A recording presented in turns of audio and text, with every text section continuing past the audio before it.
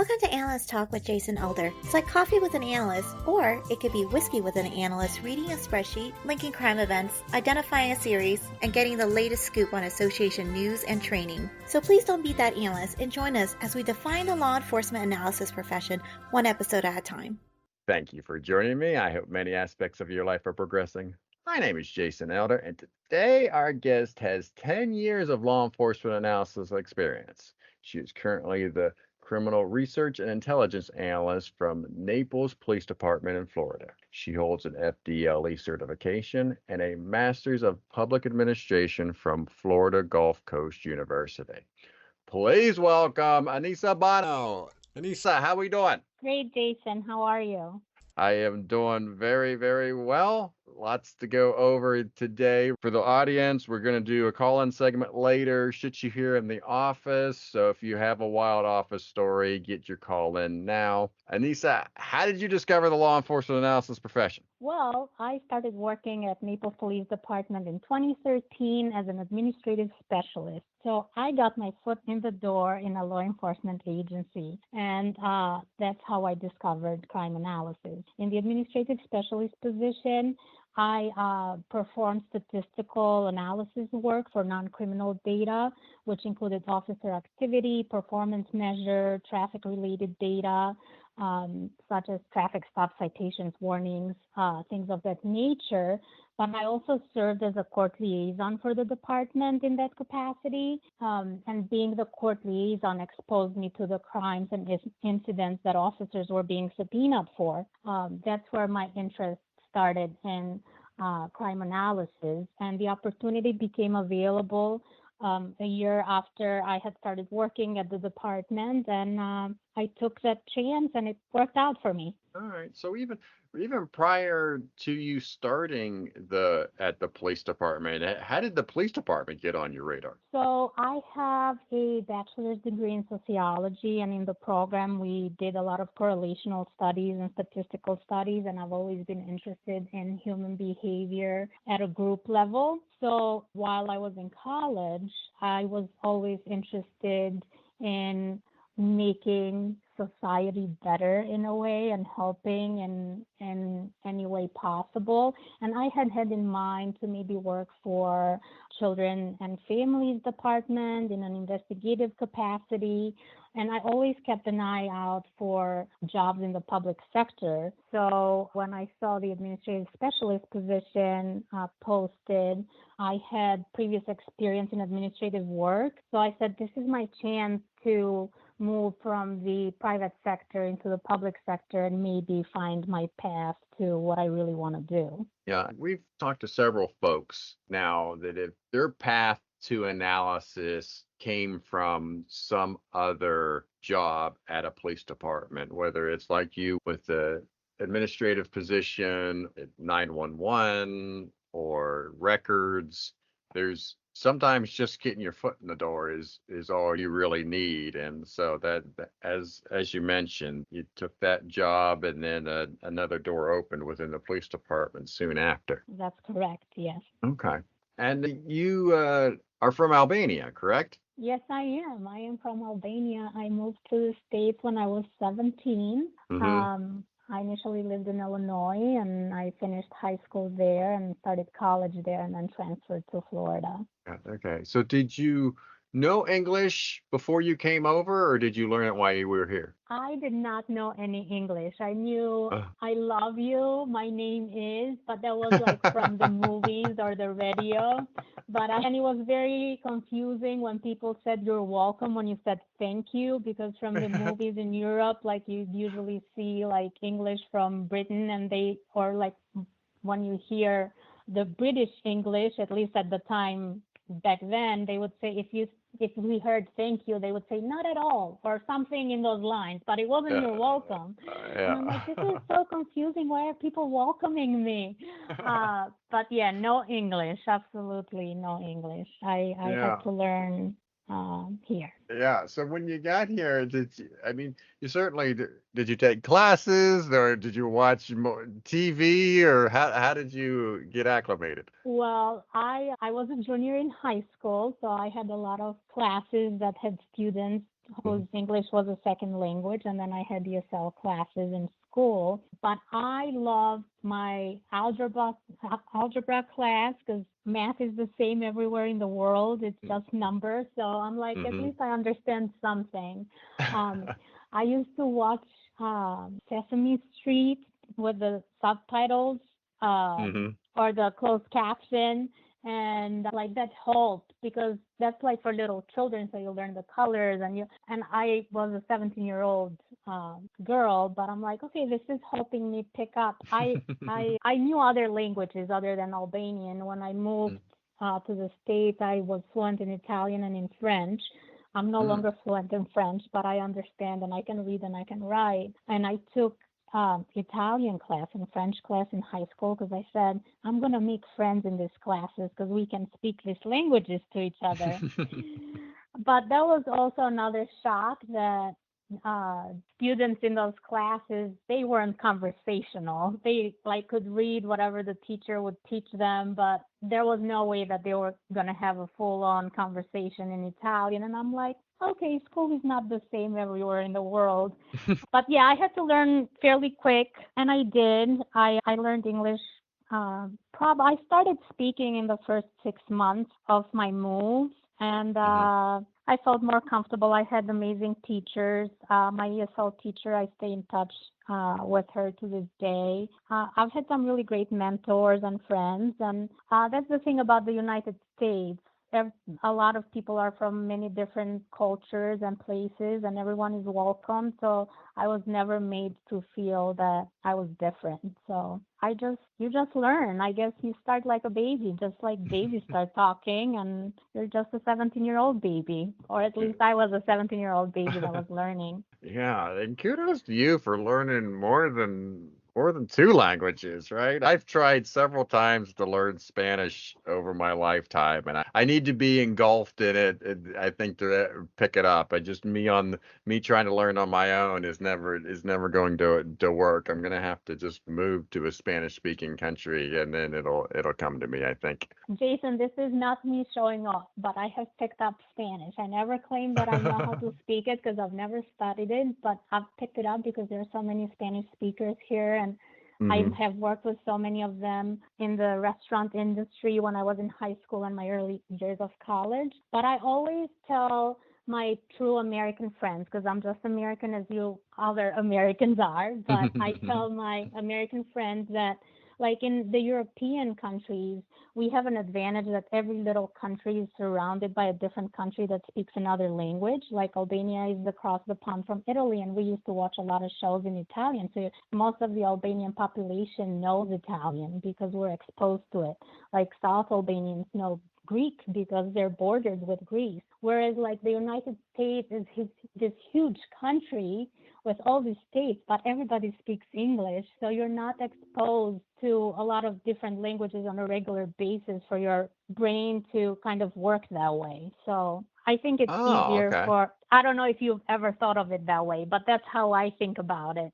Every European country, the residents definitely speak more than one language because we are bordered by other countries that speak different languages. Oh, okay. Mm. No, I don't think I ever thought about it in that Yeah, way, but that's a good point. yes. So it's a different advantage and disadvantage depending on geographical location, and we don't really choose where we're born. So Hmm. that's how I think about it. All right. When you get to the police department and we'll just stick with you in the admin position right now. Hmm. Think going back and just thinking about those first couple of months there, what sticks out to you in terms of maybe what you had to adjust to, or maybe something that you were shocked by, or something that maybe you think about from time again that you had as you were starting there at the police department? So when I first started, it was a complete culture change. I came from Hmm. the healthcare Hmm. industry. I worked for large hospitals as a medical secretary. So the pace of work was different because the hospital that I worked at, it was very fast paced. Everything was an emergency. The terminology was different. So then I moved to the police department, and the public sector is not as fast-paced as the private sector, I would say. So I enjoyed that part very much because it allowed me to truly take my time to understand how the department operates, what all the components are of the workflow, and all the different specialties. And that position, even to this day, the administrative specialist position of police operations is literally the heart of the department, because you are the point of contact for every officer, every sergeant. That position works right under the assistant chief of the operations. So you're in the know, and you have to be informed to keep everybody in line. Like, you're managing all the court schedules. You're dealing with the public defenders, with the state attorneys. You need to stay on top of like case statuses, and you have to work with all kinds of different personalities. But it was funny. I've trained every other admin specialist that has taken that role, and the one that we have there now, she's amazing. She's been there for 5 years. I'm really happy that she's staying, because I've had to cover that position for many years over and over again when it's been vacant. But we talk about this little story all the time, because when I first started, I had zero law enforcement terminology or court terminology. I didn't even know what it meant to be deposed. And this I'm blaming on my being foreign. Like, I always say, I'm foreign. And my coworkers and my friends that know me, they're like, you're more American than us. That doesn't work anymore. We know. I'm like, I'm foreign. Anyway, but I didn't know the terminology of court. I didn't know what it meant to be deposed. I didn't know what a subpoena was. I had zero exposure with the court system or law enforcement. So when I was training our current administrative specialist, I'm like, do you know what these procedures are? And she's like, yeah. I'm like, of course you do. You're American. And we joke about that to this day. But yeah, it was different. But I learned. I'm a quick learner. I learned very well. I've been so lucky throughout my career at NPD with different commanders. I've had great mentors. I think that's one of the nicest things working for a small agency, is that leadership does listen. They have made me better. They're always open to mentor me, guide me, and they're open to my feedback, and I feel valuable. And in that aspect, I've been like extremely lucky and blessed. I've been very welcomed, and I've always been made feel that whatever my input is valuable and my work is valuable. Yeah. So it sounds like even before you were starting as an analyst, you pretty much knew everybody at the department. It's not a large department per se. And so given the tasks that you had to do as an admin, you knew as you're going into the analyst position that you knew how to pick up the phone and ask who would know what if you ever got into any kind of roadblock with data or procedure or anything like that. Right. Just so I can give an idea to you and the listeners, Naples Police Department is a small police department. We are 72 sworn officers and about 35 civilians. That includes our dispatchers. The city is 13 square miles, just under. We have 42 beach accesses. And we have about 300 Part 1 crimes annually. Not a lot of violent crimes. Only 6% of our crimes are violent. So we're small. And I made everybody get to know me a banana bread slice at a time, because I'm a baker and I'm very social. And I bake and I feed people, and if I don't know somebody, I introduce myself. And I think this is very important to foster good relationships, not via baking and feeding people, but just fostering good relationships with people and coworkers. It has helped me go a long way, my networking, my peers at other agencies. But yeah, as far as NPD goes, yes, everyone knows me, and I know who to go to for anything way before I became an analyst.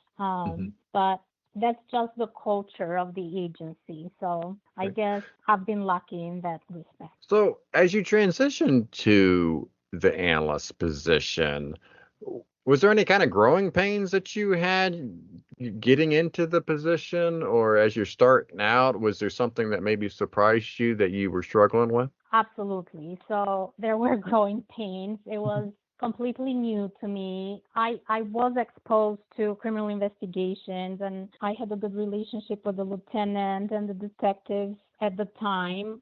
Most of them are still there in different capacities now, but it wasn't what I thought it would be. I have always been comfortable with statistics and numbers, and in my head, it was mostly, okay, I'm going to do statistical analysis. I'm going to keep logs of crimes and see if I can identify a trend. Little did I know that I was going to wear many hats as an analyst. Um, I'm going to say this, I am good, but I'm not great at investigation, but I'm great at analysis, statistical analysis, strategic, tactical intel, but also being an investigator. It's very difficult and it's not my forte, but I assist all the detectives in their specialties. I had a lot to learn. At the time, 10 years ago, nine and a half years ago, when I transitioned to the analyst position, I had two of the detectives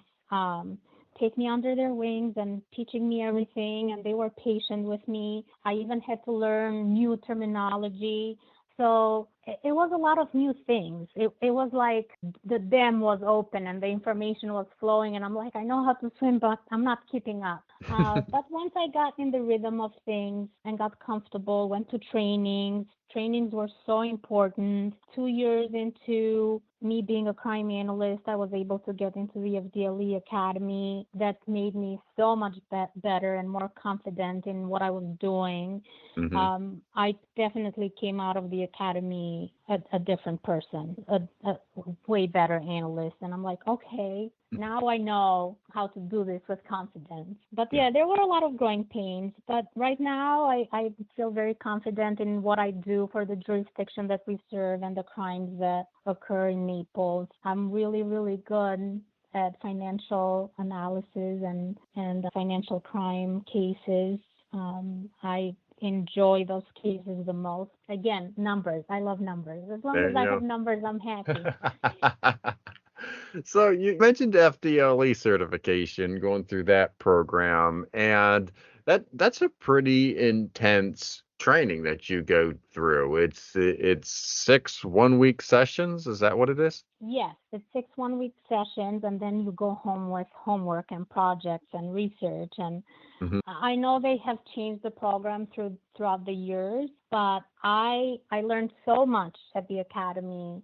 And I learned new skills that I didn't have. I had exposure to different crimes that weren't necessarily familiar to me because of the agency that I work in or the demographic that we serve. But the most important thing out of that academy that I got was the network. The analysts that were in my class, we still stay in touch to this day. We still help each other. They're such good resources to me, and we are good resources to each other. And I think it's way easier to solve crime when you work together. Solving crime is definitely a team effort because these criminals, they're not locals. They travel. They commit crimes everywhere. So having a good network and good resources at different agencies is crucial, and that's what the academy gave me. And not only that, but we are really, really good friends. So the skills and the network, absolutely worth it. The academy made me so much better. Yeah, I've heard that a lot, especially about being still in touch with the cohort that you graduated with. Looking back now that as you mentioned, you completed that in 2018, and you've been an analyst now several years since then. Is there anything that you would change about the program? Is there something that you would suggest that they add or maybe even subtract from the program? I would say that, and maybe they have already done this, as far as the program goes, it was great, especially for analysts like myself that were new, and the steps that you are exposed to every skill was excellent. But I noticed, I'm not going to call it a pattern because it's not a good word for this thing, but there were the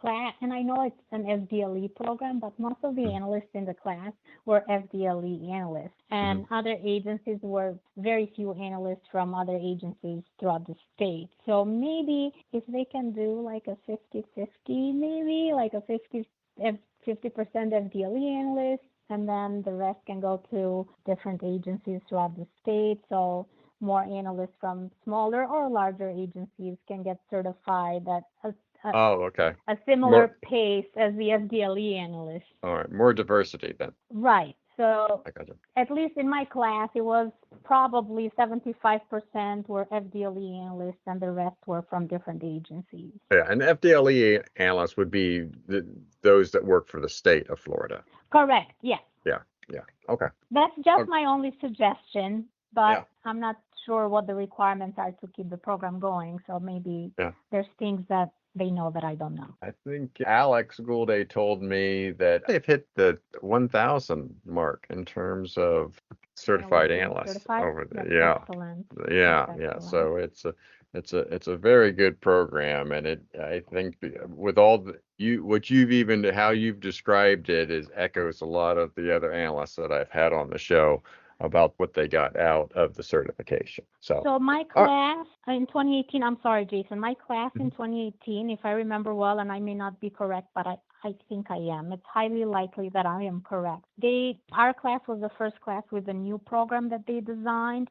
I think they discontinued the program that they taught us maybe a year or two after because it was very demanding, or maybe it didn't show as fruitful as the previous one. So I think they went back to the program where the analyst students, they have to write assessments, versus my class, we learned different skills every month that we went there. And at the same time, we were developing a case. So we were assigned a case that with every skill that we were learning, that was part of the case development. And then we had to present the case to a board as part of our final versus writing an assessment. And I like that style of the academy because it was so hands-on. It taught critical thinking, it taught background investigations, it taught tactical analysis, statistical analysis, financial analysis, commodity flow, timelines.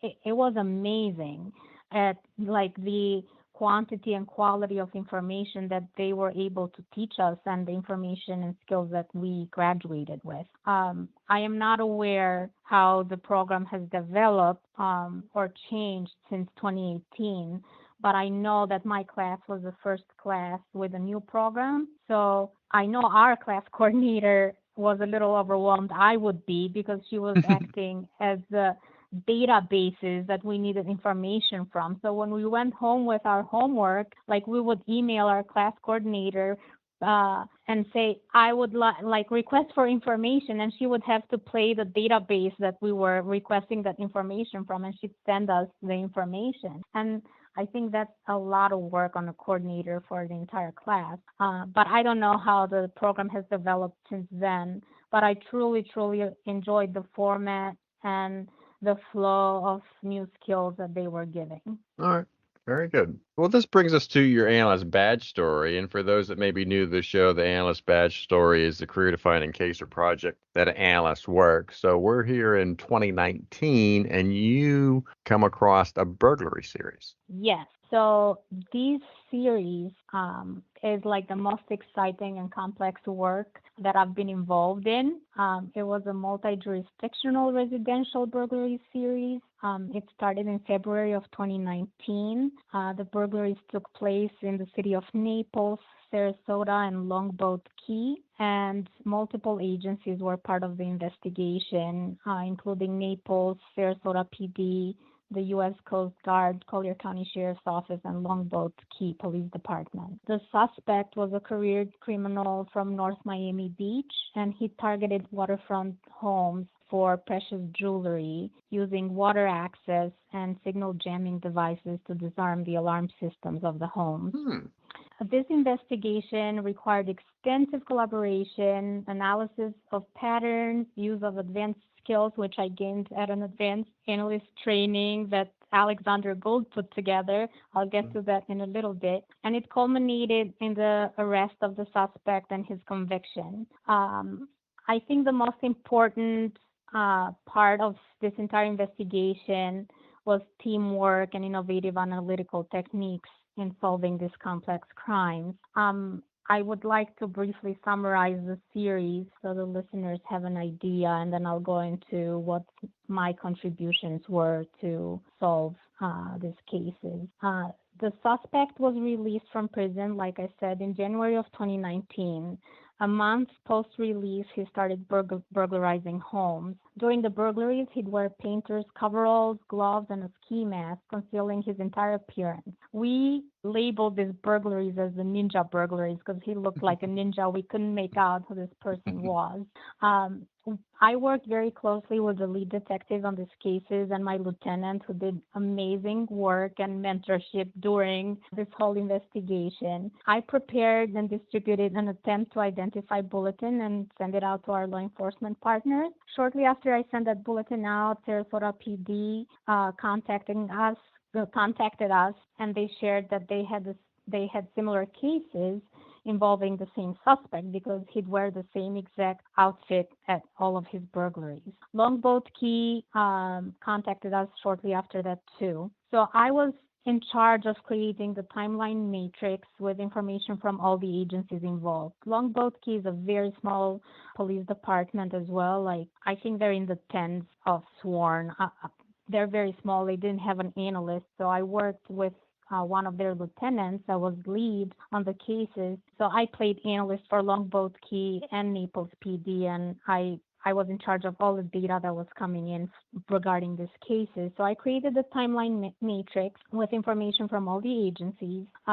We identified the pattern for all the agencies involved. So Naples was being hit on Fridays, Longboat Key and Sarasota on Saturday. Our first break in the case was in late March. Up until March, we had no idea who this person was. We had no leads.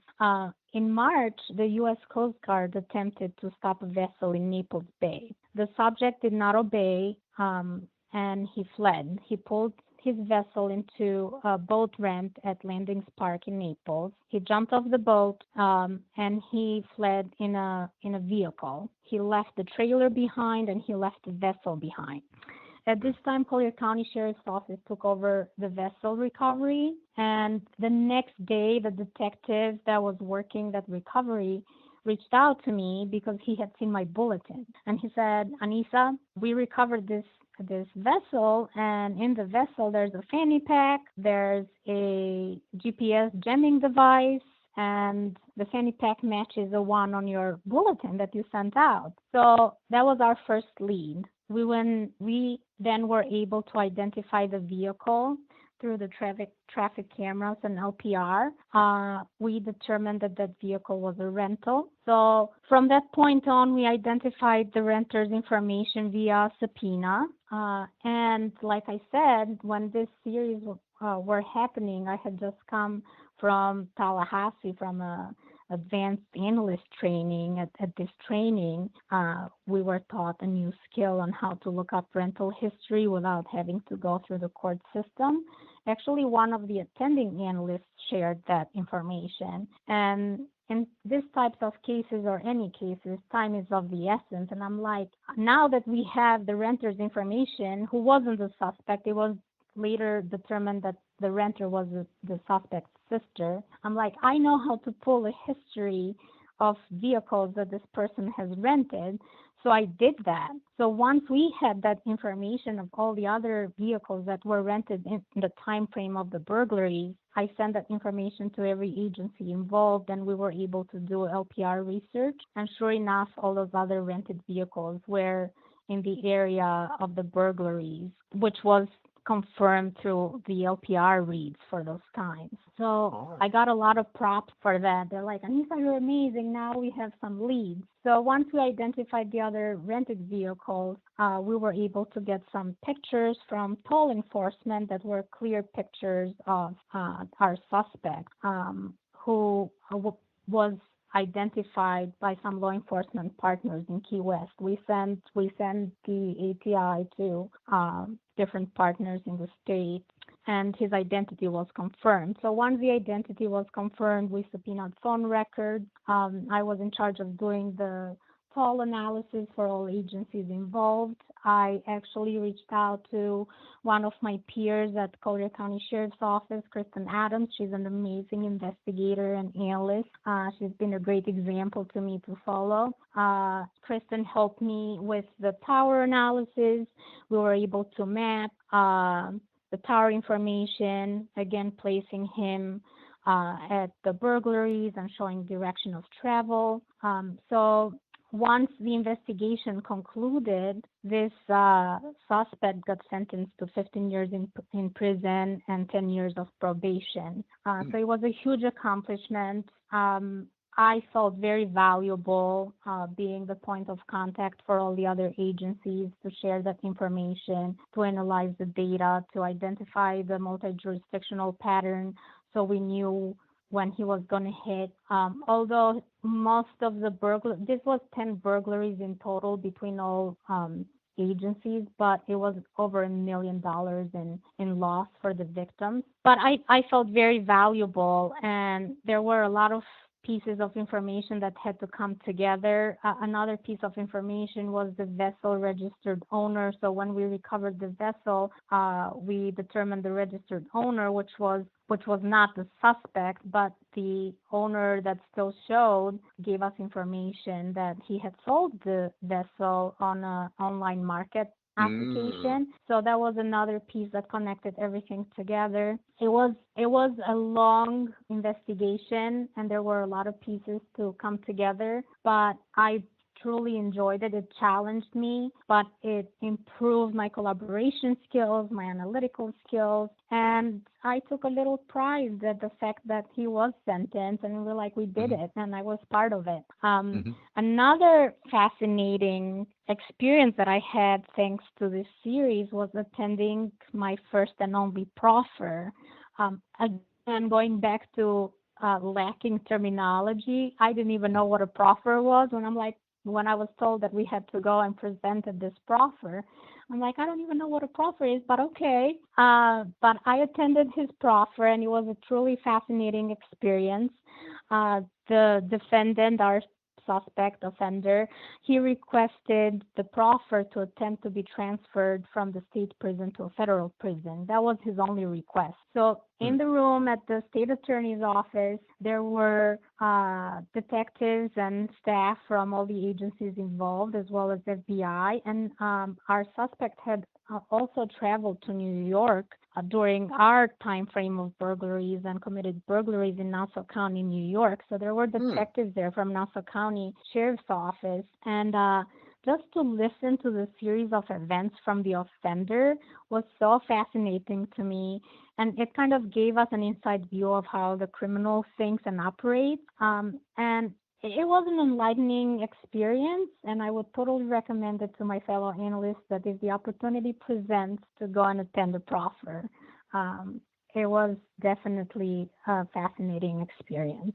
That's interesting. So you said that in the very beginning that he got out of prison. Was he in prison before because of burglary? Do you remember? Yes, he was in prison before for burglaries, and he came out and he went right back to work. And he actually had a job as a painter, I believe. I may be wrong, but if I remember well, he had the job during the week, Monday through Friday. He had his meetings with his probations officer on Mondays. So he did his burglaries on the weekend. As soon as he clocked out of work on Friday, he'd go and commit his burglaries Fridays in Naples, and then he'd drive down to Sarasota and Longboat Key, and then get back to Miami before his appointment with his parole officer. And he was very, at his proffer, the way that he explained everything, he almost had photographic memory, because he remembered the details of every home that he entered, even details that we did not share in our presentation of cases to see if he could give us a little more information. He remembered every detail of every house. I remember that one of the Nassau County detectives asked him that in one of the houses you left a lot of jewelry behind, like you didn't take everything. And he said, well, yeah, because that wasn't precious jewelry. A lot of people have custom jewelry, and I know the difference. Like, why would I take things that are not valuable? And it was very fascinating to listen to him. And in my head, I'm like, this guy could have done so many good things in his life with his capabilities and knowledge and his personality, but he chose to go down the criminal path. But it was quite an experience for me to be there. Yeah, I find it fascinating too that you mentioned about him blocking the signal at the residences, right? Not He only is he did. So coming in from the boat, he's also blocking any surveillance. he was blocking the alarm, so Yeah, so the one, yeah. the residential alarms wouldn't go off, and he had no fear. He was so calm because all his homes had surveillance, but they were vacant at the time of the burglary. So he knew he was on camera. And if you look at the surveillance videos, he's like, I'm just here to do my job, and I'm gonna do it, and I'm gonna get out of here. And he did not care that he was on camera. I mean, he was covered head to toe. You couldn't tell who he was. But he was very particular and specific and meticulous. Is that the word I'm trying to say? Yes, yes. In the way that he conducted his business. He was a professional. He really was. So he's probably just sitting in jail now trying to think of ways he's not going to get caught next time. Yeah, maybe, probably. Oh man, that's great. And it seems like you used a lot of different types of analysis, and as you said, you got exposed to so many different parts of the whole criminal justice process Absolutely. in the process as well. Excellent, excellent. Okay, as you've gotten here, it brings us up to where you are now as an analyst. What current projects are you working on? Are you working on current cases, or do you have a long range project that you're currently working? Well, I work on many different projects, including cases. I work on research and planning. That's not criminal research. I participate in our budget planning for the department because I conduct all of our workload analysis to justify needs for additional officers. We're currently in our budgeting season, so I have been doing a lot of those demand analysis projects. I'm continuously working on cases. As a matter of fact, I'm really excited because we just arrested a suspect on a employee theft embezzlement case for a nonprofit organization in our city. So I'm just waiting for my subpoena to be deposed on that because I did all the financial analysis and the money flow of this case. Also, I'm involved in our IBR transition. So NPD transitioned from UCR reporting to IBR reporting last year in February, and I have been a key person in implementing that alongside with our Criminal Investigations Division Sergeant, who is the administrator for our RMS. We have attending classes and making sure everything is coded correctly and the workflow is working and cases are being submitted successfully to FDLE. Like I said, these are the joys of working for a small department that I get to do a lot of different things in many different aspects of the whole operations of the whole department. But yeah, so I'm a busy bee. Yeah. So you mentioned just being from a small department, wearing many hats, and kind of almost getting to the point where you're spread a little bit thin, right? And you might not always have the tools, but you rely on your network that you've established all these years. That is so true. So being a small agency, we have a lot of the new technology, investigative tools. Naples Police Department right now, we're in the process of building our technical analysis center, which is another form of a real-time crime center for small departments. We have over 20 analytical tools that we use in the center. However, we have a really strong partnership with Collier County Sheriff's Office Real-Time Operations Center. They're called the Hmm. Rock. And we internally joke and we call ours the Pebble because they're the rock and we're the pebble.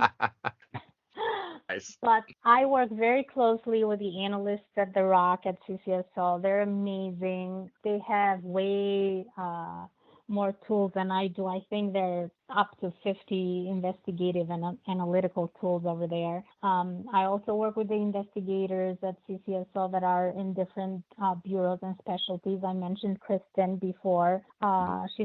To me, she's been like truly amazing, and she set such a good example for me. But also working with my leaders, with my command staff, and being able to present to them ideas of tools that are available, and then listening and making room in the budget proposal for us to get these tools has been like super important.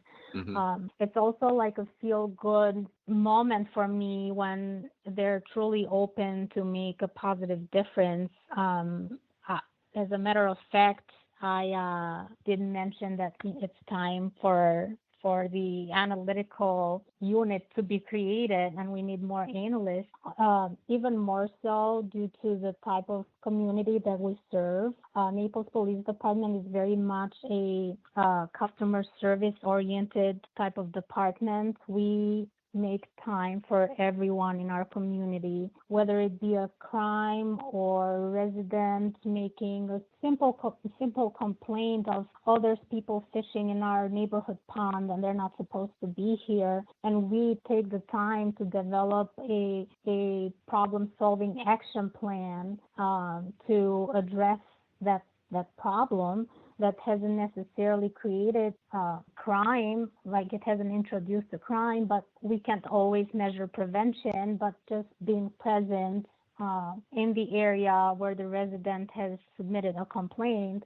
But we attend to our residents like no other. Even when I go to trainings and conferences and we talk about the communities that we serve, and I share our statistics, and it's true that in comparison, everything is relative, but in comparison to other jurisdictions, maybe the Naples numbers look a little low, but for the geographical area that we have and the demographics that we have, we occupy our time with keeping our area peaceful and crime. We're not crime free. We have a lot of crime, but at a reduced crime rate and providing the customer service of their expectations or exceeding their expectations. We're always ready to go. Like I always say, even when I'm on leave, I'm a phone call away. If something is needed, I do it, and I do it with pleasure because I see my commanders do the same thing. Our leadership, they do the same thing. They lead by example. So, yeah, It's a lot. it's a lot. Yeah. So interestingly enough, just as projecting forward, when you look to hire that second analyst, and I do hope that you'll be on the hiring panel, what are you looking for in terms of skills for that second analyst? Well, previous experience would be amazing, but I'm also open to give a chance to people. Somebody gave a chance to me. I didn't have previous experience. So, but if you are a self-initiator, a self-learner, there's so many resources in this day and age to self-teach. There's tutorials everywhere. There's online publication. So I would look for someone that is eager to learn, maybe has some Excel skills. Excel is very important in the work that we do. Probably, I always say Excel and my brain are my best analytical tools. So Excel skills, good writing skills is very important to have a degree of business writing skill and a positive attitude. I always think that attitude is really important, but you can teach people skills. But the attitude, you cannot teach people attitude. You can set an example for them, but that's inner work. You're either going to have a positive, inviting, or eager attitude to learn, and have that team spirit to work well with others and create like a harmonious workspace, or you don't. So, and I feel that it is really important to have a positive attitude, be respectful, be well spoken, be eager to learn. Don't be afraid to ask questions. Don't be afraid to look stupid sometimes. I know I've looked stupid many times, although I hide it under the I'm poor and that doesn't work anymore. But Hmm. I throw it in there every once in a while. But I would absolutely look for someone that's wanting to make a difference. At the end of the day, Hmm. in the line of work that we are, we're helping people. We're helping our community. We're trying to make people whole. We're trying to help our victims and better our community. So I believe that a person that would want to be that second analyst at NPD is gonna have to go by the Naples way. We have our own way of doing business and serving our community. All right, very good. Before we get into the call-in segment, just quickly on your master's degree, I'm curious of the decision to go for a public administration focus as opposed to maybe an analyst or a criminal justice focus. Well, Jason, I'm going to confess that although I love crime analysis, I Hmm. absolutely love my job. I would love in the future, somehow, some way, I don't know, maybe it'll present and doors will open. I would love to serve the community in a capacity of a maybe assistant city manager Hmm. or a city manager. I don't want to read crimes and be reminded that there's evil in the world on a regular basis. So I wanted to go with public administration just to have a broader understanding of the public sector and how it works and have a little more exposure with how budgets work and how decisions are made and just work certification and just something more in case the future does open a door that's outside of crime analysis. Hmm. All right. I get that. I get that. That makes sense. All right. So this brings us to our call-in segment, Shit You Heard in the Office. This is the wild office stories that folks call in to give us. So our first caller is Josh. Josh, what's some shit you heard in the office? I witnessed two federal agents get into a shoving match discussing building trades and whether or not a load-bearing wall in an interior of a building required a header. How close did it come to blows? It was interesting. I'll leave it at that. I may or may not have been one of them involved. That is interesting. Like, I don't know what it is. I gotta believe that this stuff happens at all offices, that you just get two personalities together and they'll just start arguing about something. In this case, it had nothing to do with police work. It was about a load-bearing wall and construction work of a building. Two people just start arguing to the point where they're almost in a shoving match like that. I don't know. It's happened at not almost at every office. I shouldn't say that, but there are arguments, and it maybe not always get physical. But I've seen ones get pretty tempers flare. That's true. When you know how I stop them, I say, people go to war, stop, everything is fine. So now that's a saying in our criminal investigations division. People go to war. And I'm like, that's true. People go to war. There's nothing happening over here. Relax. Yeah, no, it's funny. I tell my kids when they don't finish their meal, I said there's starving people in Miami, or I'll pick a different city each time, and I said there's starving people in this city that would love that food, and you're gonna just not eat it. And so There's a comedian that talks about that, and he says, now that I'm an adult, I wonder how I have helped all these children that were starving by eating so much, and now I'm overweight. But that's a different story. all right. Next on the line is Aaron. Aaron, what's some shit you heard in the office? So I was 18 years old, just started out at my first full-time job in law enforcement, and I had a sergeant come in and ask me if I knew whether or not Red Lobster sold freshwater fish. And I didn't know how to answer that. I didn't know why he was asking. And so when I told him I don't know, he then told me, well, maybe we should call Red Lobster and ask them ourselves. And he actually did. He proceeded to call Red Lobster and ask them if they sold freshwater fish because he was interested in what their menu was because he wanted to come in that day. So it didn't have anything to do with the case. He just wanted lunch.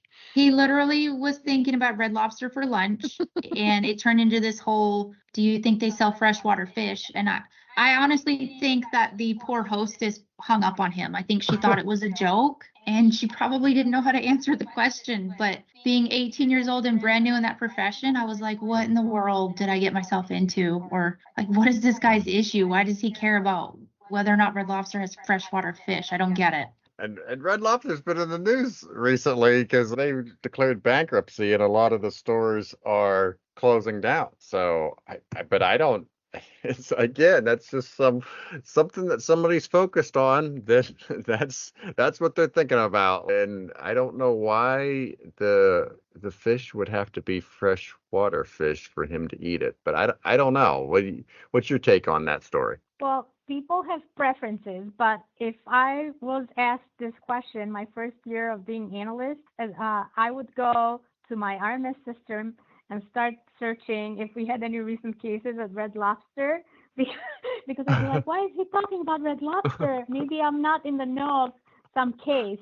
I would have panicked and be like, let me go check if we have a case there, even though he was talking about fish. But as a new analyst, you wanna be informed and smart and not say stupid things. And evidently, that question had nothing to do with casework. Yeah, like did they get burgled? Did they get robbed? What's going on? So what's going on? Is a fish missing from the Red Lobster?